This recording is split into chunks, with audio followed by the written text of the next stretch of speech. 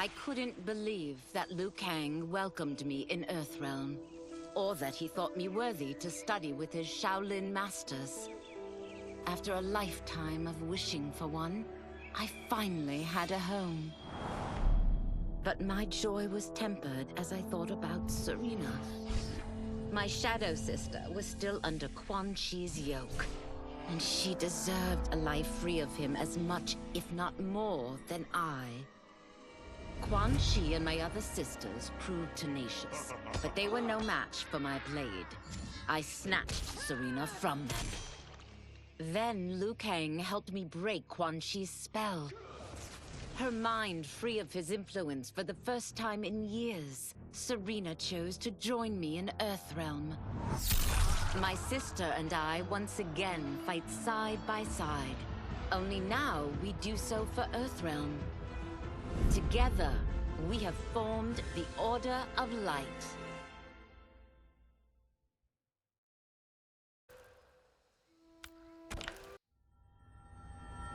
While the regime had changed, little else had. My people still suffered in silence, ignored by the rest of Outworld. Though now I knew Empress Melina's secret, that she was also afflicted with Tarkat. If anyone would help, it would be her. But how to get an audience? Syzoth. He was the Empress's new emissary to the Zaterrans. I asked him to introduce us. At great personal risk, he agreed. And as I'd prayed, the Empress was willing to meet. Even better, she would visit the colony. She was shocked to see how we lived. She moved quickly to provide for our care and comfort. Thanks to the Empress and Syzoth, we Tarkatans are no longer pariahs. Until our disease can be cured, that will do.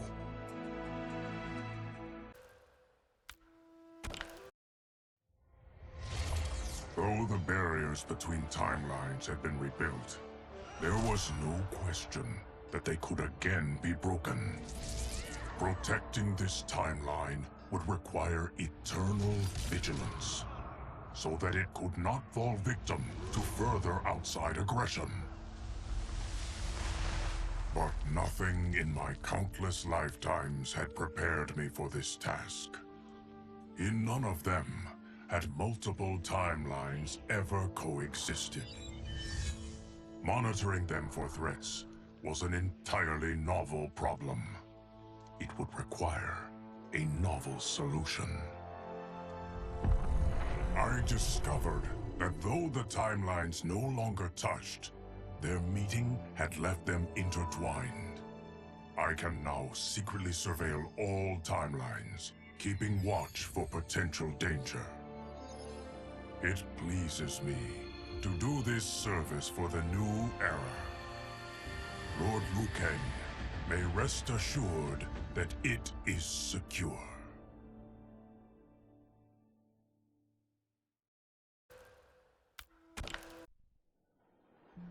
Quan Chi's defeat had cost me everything. For months I had furthered his plot, and now I had to start over. Saito's people were still in chains. That's when Rain approached me. On the run from Empress Melina, he was desperate for help. And though I'd had my fill of sorcerers, this one was different. I agreed to provide him safe haven. He agreed to help topple Saito's government. And topple it we did. Rain summoned a wave so fast, so powerful, that it crushed the capital. Saito's fascist rulers were swept away. My people are finally free. They can chart their own course, needing only to follow their own desires. Their lives are now blessed by anarchy.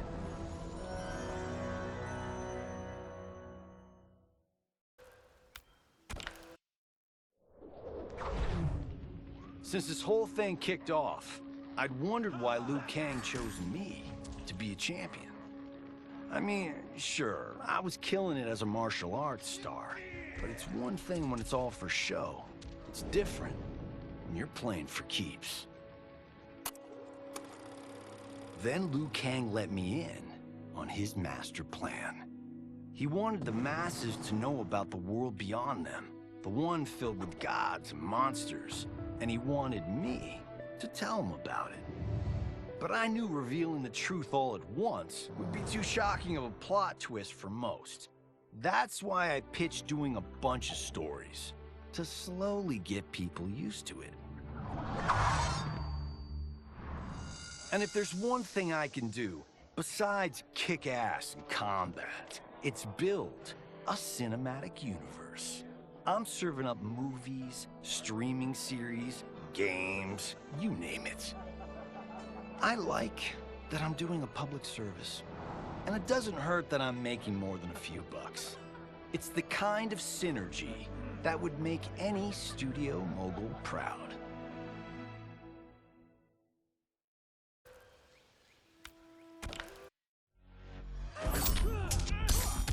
I wasn't looking for allies against the Yakuza, but I found one in Special Agent Jackson Briggs. He'd heard gangsters plotting to kill me on a wiretap and came calling, hoping I'd be his informant. We planned to part ways when we got the job done, but then Shang Tsung showed up to steal Sento. Needless to say, Jackson had questions. It blew his mind to hear that the stories in Johnny's movies were real. Once the shock wore off, Jackson quickly sized up the threats Earthrealm faced.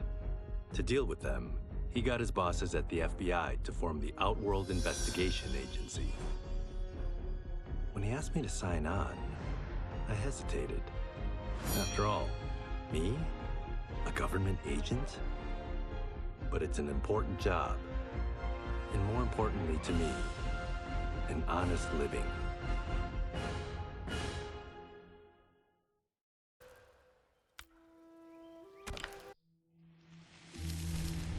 General Shao's revolt left Outworld's armies in tatters. We were vulnerable to enemies both foreign and domestic. That's why my sister asked me to take command, to stitch her military back together and purge Shao's loyalists within it. She trusted only me with the task. The soldiers, however, had little faith. They thought me a spoiled dilettante, unprepared and unfit to serve. That I could fight mattered little. All that mattered was that I wasn't one of them.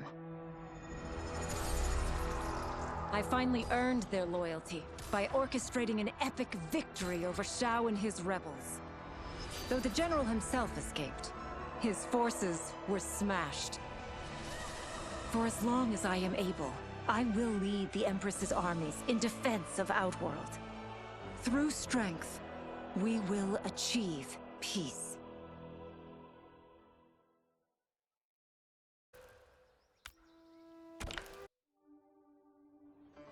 It was inevitable that the Shaolin Masters had me join them. They knew just how much future initiates could learn from me. Shujinko was one of my earliest. His ability to absorb anyone's powers and skills was amazing. With the right training, he could become our greatest champion. I knew that I alone could give it to him. But as his proficiency grew, so did his ego. In love with himself and his power, Shujinko became a threat to the realms. He hadn't learned humility, because I wasn't the one who could teach it. I should have listened to Raiden's warning and not tried to train Shujinko alone. After he was subdued, Shujinko's accumulated abilities and memories were taken from him. He is once again a new initiate, ready to begin his training. This time, Raiden and I trained Shujinko together. He will become the champion he is destined to be. And I will fulfill my duties, humbly and cooperatively.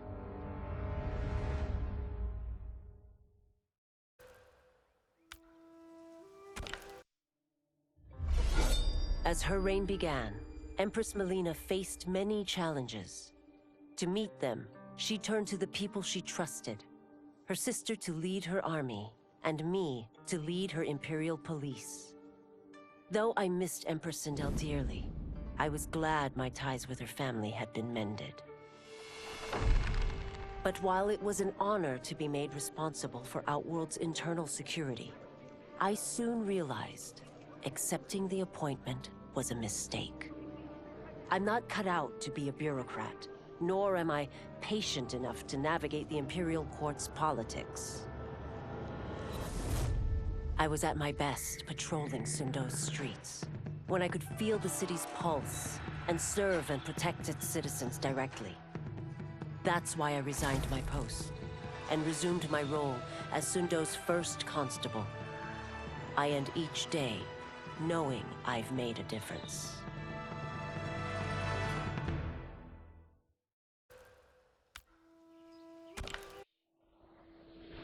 My loyal partner had warned me. Reclaiming my power as Keeper of Time might have unforeseen consequences. In this, as in most things, he proved prescient. The process I had undergone did irreparable harm to my body. Taking back my power had cost me my immortality. While my lifespan would still stretch across eons, I would one day perish. And if the war with Titan Shang Tsung taught me anything, it is that this timeline is not safe without a protector. Yet I had never given thought to choosing a successor. Who is it that could replace me and protect my new era? The answer, of course, is Geras.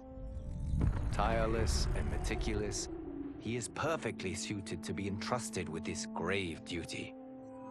And no one knows better the temptations of the hourglass. I have no doubt he will be above them.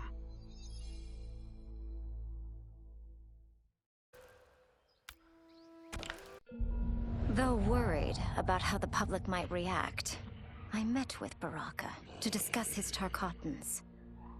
Speaking from his heart, he moved me.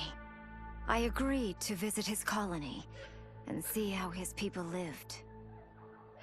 The conditions were atrocious. This was one of my mother's few mistakes. Like all Outworlders, she treated Tarkatans with scorn. What they deserved from us was compassion. And the only way to get it for them was to reveal my affliction. To show all my subjects that even an empress could get Tarkat. The scandal my revelation caused was intense. But with the help of Kitana and Tanya, I emerged from it a stronger empress than ever. My honesty, empathy, and resolve won over my remaining doubters. There is no longer any question that I am fit to lead the Empire.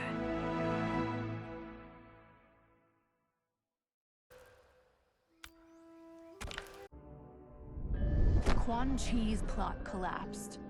Along with it, my plan to secure new beings to feed my starving people. Because I'd advocated for partnering with him, I was held responsible. If I didn't seize for Viternus' new feeding grounds, the Coven would banish me. But then, I had a revelation. I didn't need to conquer realms to feed my people. I simply needed to capture enough beings to breed them. Once they multiply, Viternus will have a limitless, renewable source of food.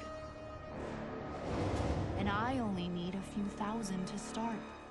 A number so small compared to the billions in the realms that no one will notice as people go missing. But it will be more than enough to establish our breeding stock and feed a ravenous Veternus.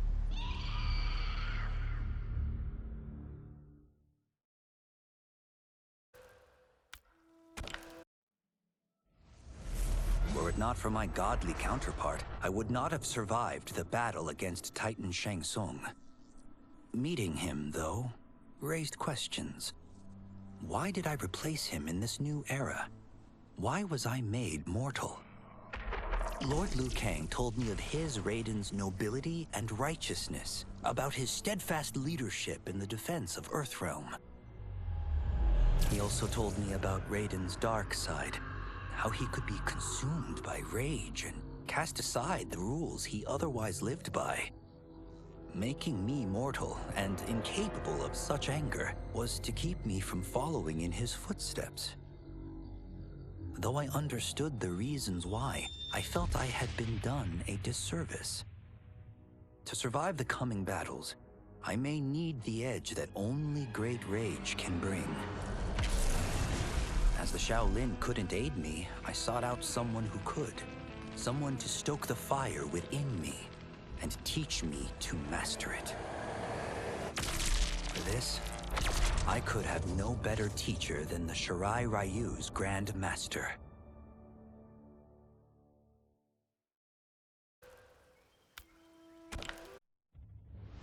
To elude capture by Empress Melina, I joined Havoc's crusade in Sido.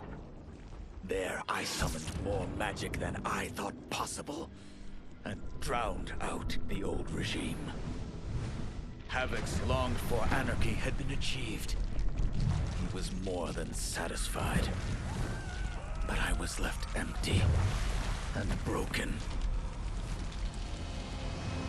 Had I been satisfied as Outworld's High Mage, not let myself be tempted by Shang Tsung, a great city would not now lay in ruins.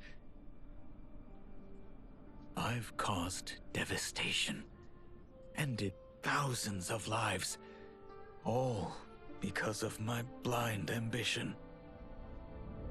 I've betrayed my oath, my sovereign, and my realm.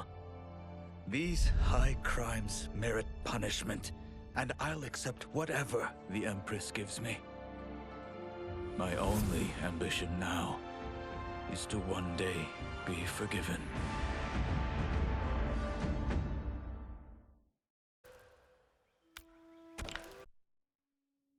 With General Shao freed from prison, we began raising a new army against the royal family. Though many were eager recruits, few were good at soldiering. It was so bad, the general was forced to change tactics. He decided that we needed a doomsday weapon. That weapon isn't a thing, though. It is a monster. Onaga, the Dragon King. The general told me the old legends were true, that his ancient ancestor defeated Onaga, trapping him deep inside Mount Sagan. The Dragon King is still there today, his pent-up fury waiting to be unleashed. Because Onaga is so dangerous, the general wouldn't risk trying to tame him before. But now, he feels we have no choice. Though I likely won't survive, I accept this mission gladly. I can think of no greater honor than to give my life in the general's service.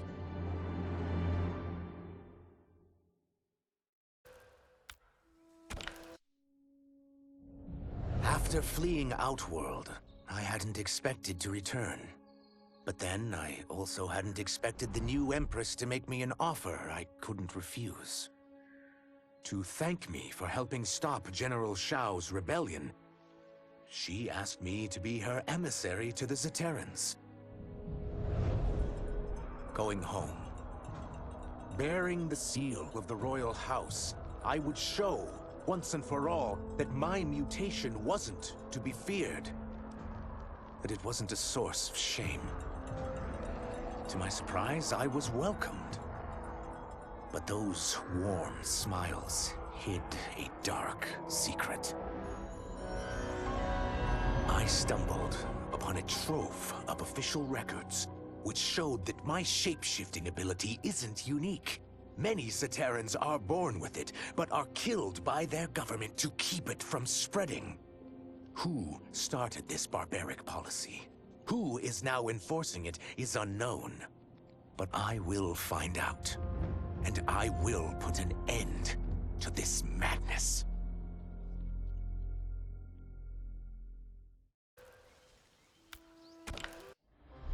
No sooner had Titan Shang Tsung been defeated than Bihan and his loyalists hunted us down. Outnumbered, we fled to Japan. There, we sought refuge from an old family friend. As children, we played together.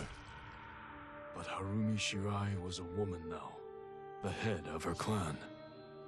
Her strength, beauty, and intellect awed me. Also incensed by Bihan's betrayal, Harumi agreed to help me forge a new clan, one that would stand against him and defend Earthrealm. Her aid proved invaluable, and as time went on, we grew closer.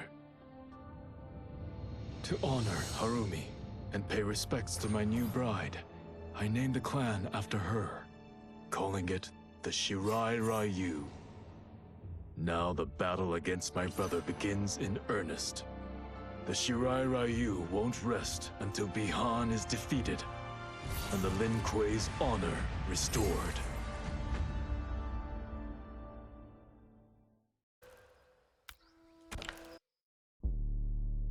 After escaping Lei Chin prison, I was hounded by the Imperial Police. I needed a place to hide and to recuperate while I plotted the best way forward. I knew the remote canton of my youth would be perfect. To escape capture, I traveled by sea.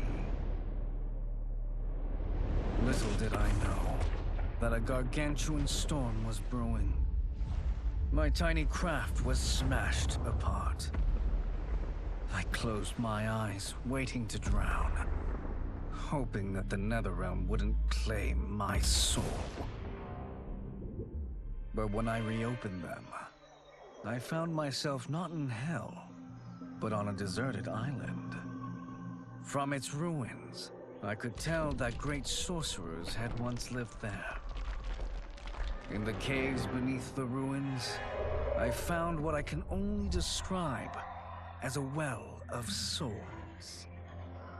Once I learn how to wield its power, I will become invincible.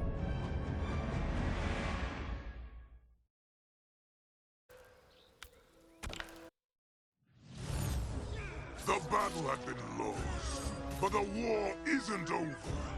I won't stop fighting until I take Outworld's throne. That they thought Lei Chin prison would hold me is laughable. Once free, I began planning my next campaign. I would need an unstoppable army to overthrow Melina. Unfortunately, most of my former soldiers lacked the courage to rally to my standard. Rebuilding my army would require finding new recruits. And that task is proving easier than expected. Outworld's golden age has left more than a few behind. Without hope, without power, they eagerly heed my call to tear down Melina's government.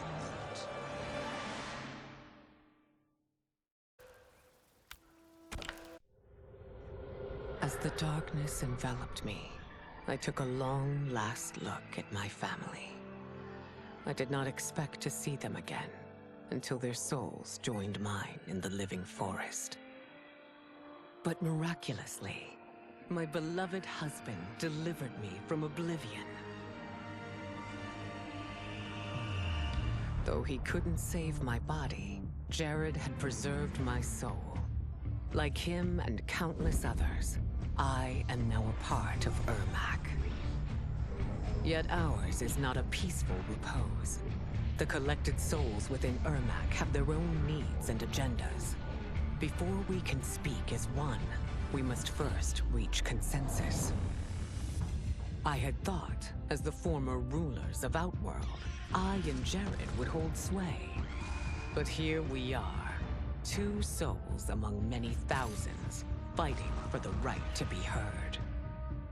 And if there is one thing we do well together, it is fight.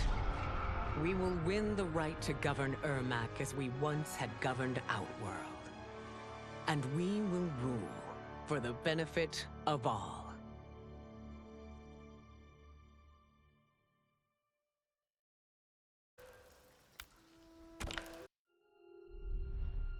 Kuai Liang and I were working hard to build our new clan. But even with the help of his close friend Harumi, it was difficult. The biggest problem was finding the right initiates. Then, one night, while walking outside Harumi's compound, I was attacked. I thought at first it was a Lin Kuei assassin, but his strikes were too uncertain, too angry. My attacker, it turns out, was a boy. Homeless and hungry, his assault was born of desperation. He needed money so that he could eat. It was like looking at myself 15 years ago. I would have ended up just like him if the Lin Kuei hadn't taken me in. So I took the boy to Kuai Liang, who also appreciated his fire. We made him our first initiate. The boy's name? Hanzo Hasashi.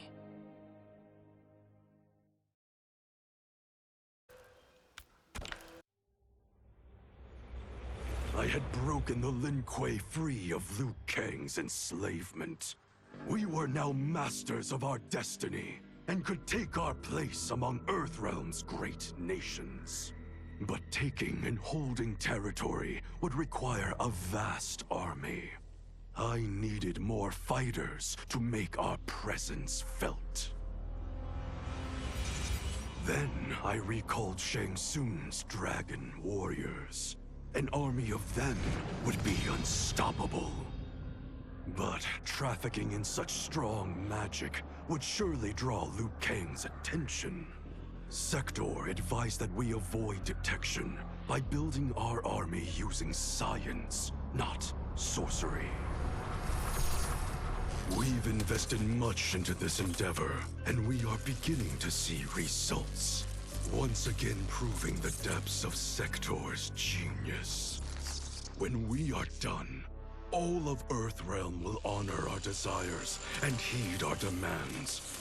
If not, they will face the Lin Kuei's wrath.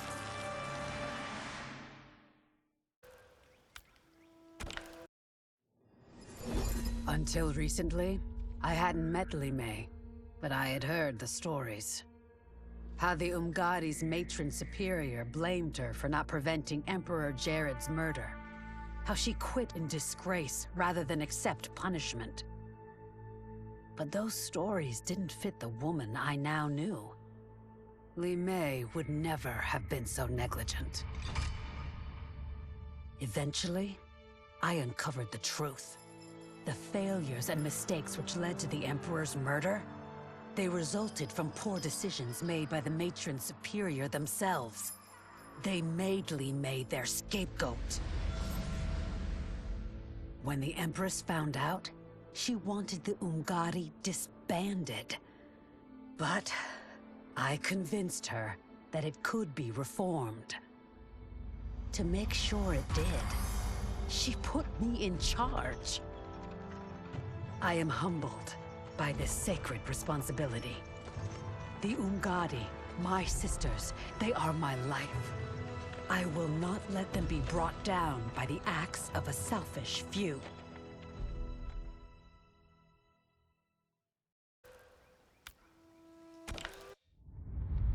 Desperate to avoid defeat, Titan Shang Tsung had stolen me from my timeline to set me against Liu Kang. he assumed a Viltrumite would shift combat in his favor. Shang Tsung was right, of course, but he was blinded by ambition and failed to consider that my only true loyalty is to the Viltrum Empire. In my home timeline, my mission to pacify Earth for Viltrum had been left incomplete. I thought I could redeem myself by delivering this new timeline. New realms, new species, all ours for the taking. For a few years, annexing realms satisfied the Empire's hunger for conquest. But my people have excellent memory. I knew sooner or later we would return to our own timeline, to Earth, to finish my original mission.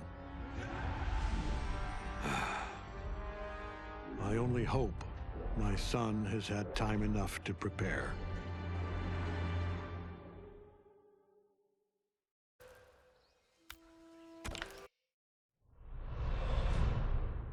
Though Ermac had freed me from my Legion cell, I found myself no less imprisoned. I had no allies, no benefactor, and no obvious path back to power. And power is what I crave.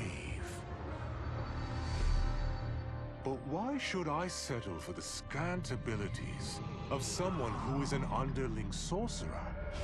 I should be the one who controls history, who bends people and events to my whim. I should control the hourglass and wield it as the keeper of time. While I search the realms for the hourglass, I further master the dark magic needed to destroy Liu Kang. My quest may take a lifetime, but it will be worth it. For when I succeed, I will achieve omnipotence.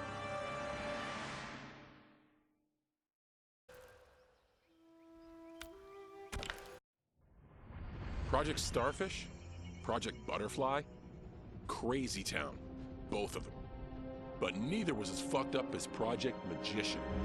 I was way over my head with Eclipse. I mean, the dude's a goddamn god. Somehow, though, I got his back to the wall. Freaked him out so bad, he cast a spell that sent me here. I guess he thought sending me here would finish me? But I tell you, I feel like I've come home. This place needs peace. Bad. And like me, folks here will do whatever it takes to get it. So bring on Shao, Reiko, and those dickhead sorcerers. I'll drop them all first chance I get.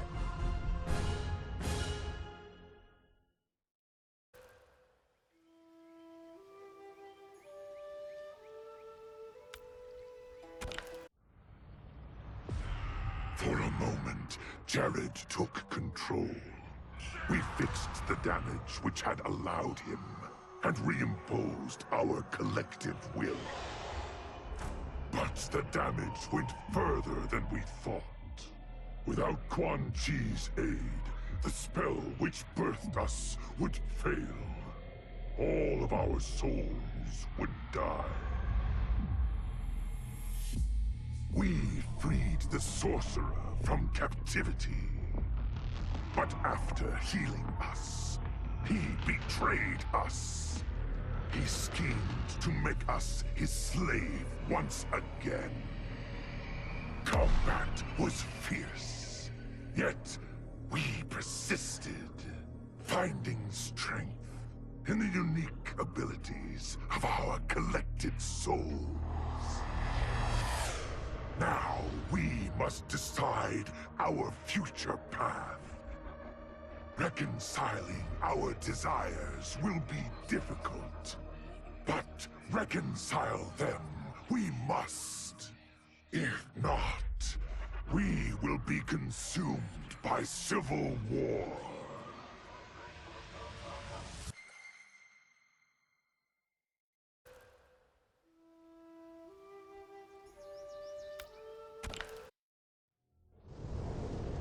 How many times have I saved them? I give and give and give, but no, I laser a few measly innocent bystanders, and suddenly they're all, "What have you done for me lately?" I guess they forgot there's only one true justice in this world. Me. But of course, that was before things got weird. Gotta admit, a portal from another dimension opening up and demons pouring out wasn't how I thought Tuesday was gonna go. But then again, that multiverse crap is all the rage lately, so who knows? And the same ungrateful crybabies who whined about me lasering a few dozen nobodies, now they beg me to save them. So I save the world again. I mean, it's my world. Can't let a bunch of demons disrespect me. After I finished them off, their portal or whatever was still open, which could only mean one thing: sequel. I went in the damn glowy hole, and what did I discover? Another realm with a tournament where gods and monsters fight to the death. It was like Votland, but just for me. Honestly, I only wish I had known about this place sooner, because I've had the time of my life.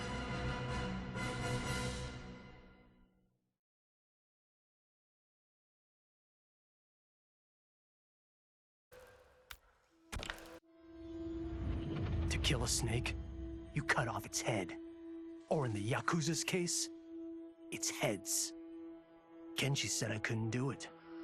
But he didn't know what I knew. That the family's bosses were meeting to talk shop and settle disputes. In one fell swoop, I could decapitate them all. As they nursed whiskey and negotiated, I waited.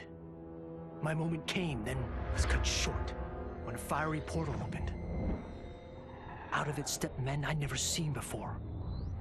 And from the boss's low bows and averted eyes, I could tell they were the ones really in charge. Listening in, I learned they run the Red Dragon, an ancient clan secretly behind all of Earthrealm's crime families.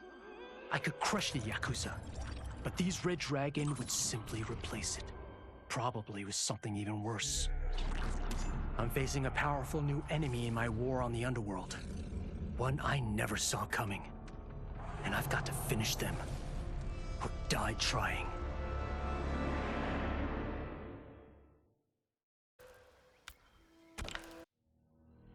Though Kuai Liang had accepted me as a Shirai Ryu, many of his warriors could not. The bloodshed at the wedding had left many injured and scarred. Their hearts understandably simmered in bitterness. It boiled over one day as we trained. A push became a shove, and suddenly I was fighting for my life. After he intervened, Kuai Liang banished the instigators. It made me ill, how my presence was disrupting the clan. It was no way to repay Kuai Liang's mercy. So, I offered to resign, and asked for those who attacked me to be reinstated. But instead of ending my time with the Shirai Ryu, my gesture heralded a new beginning. It gave those still resentful of me pause, enough for them to permit me a fair chance to prove myself. Given the circumstances, it is all I can ask.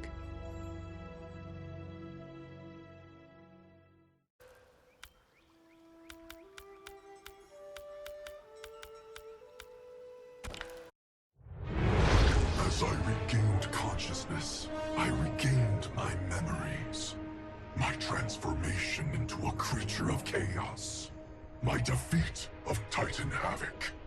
And my failed confrontation of Liu Kang. Sector was obsessed with finding the means to purge my soul of Titan Havoc's corruption. She was shocked when I told her she should do no such thing. Infusing my soul with chaos did not damage me. It enriched me. By embracing randomness and chance, I have unlocked vast new powers. My combat is less predictable, more formidable, and radically more lethal. Titan Havoc gave me these gifts to use in fomenting his chaos. Instead, I will use them to fight for the Lin Kuei. The Shaolin, my brother and his clan, will yield in terror when confronted by my perfection.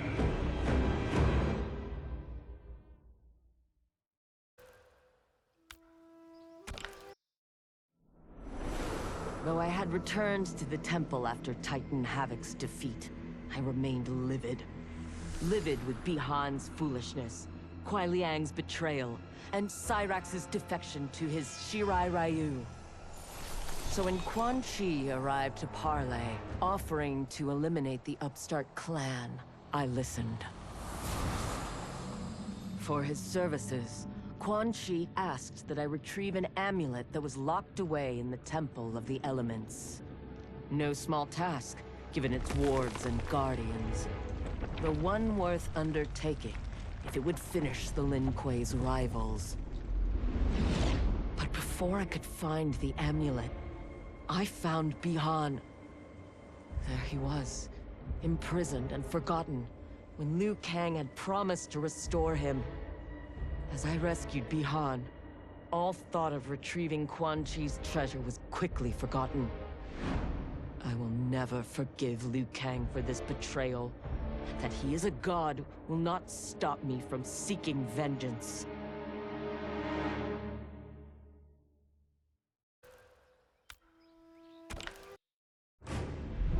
One minute, I'm in Woodsboro, closing in for the kill. Then the next, somehow, I'm here. How did it happen, and why? Don't know, and I don't care. What I do know is I'm gonna sink my teeth into this plot twist. But people here don't know me. And if I'm gonna relish making mayhem, I need 'em fucking scared. Live streaming some kills will do the trick. The shredded flesh and splattered blood will go viral. And that's when the fun really begins. I can't wait to start stacking bodies, to see the eyes go dark as they die. I do this right, someone will want to turn it into a video game. And they say I'm a psycho.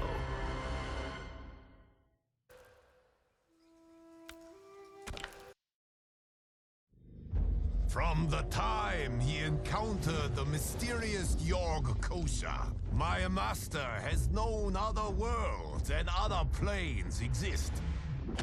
Long has he dreamed of visiting them and availing himself of their pleasures. So when he learned that one of these worlds faced an unimaginable evil, he did not hesitate to heed its call for aid. But even his wildest imaginings could not prepare him for these gigantic, hideous beasts. If not annihilated, they would consume this world. And after that, fill their bellies with ours. Pleased with his new allies, and eager for the adventure this new world afforded, Conan chose to stay here once the battle was won. Many wars did he fight. Honor and fear were heaped upon his name. In time, it became legend.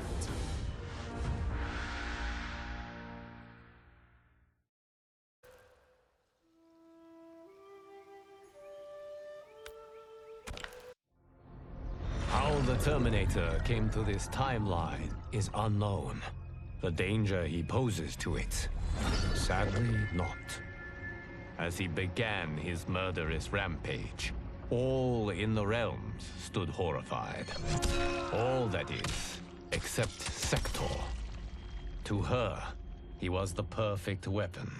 One that once added to its arsenal would make the Lin Kuei invincible.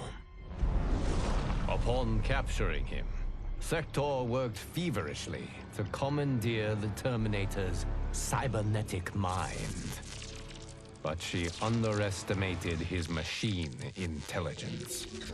He broke free and quickly seized control of Sector's factory. Soon, it was producing Terminators by the thousands. They have caused death and destruction on a scale unimaginable. Not even my godly power can stop them. Our options and our time are running out.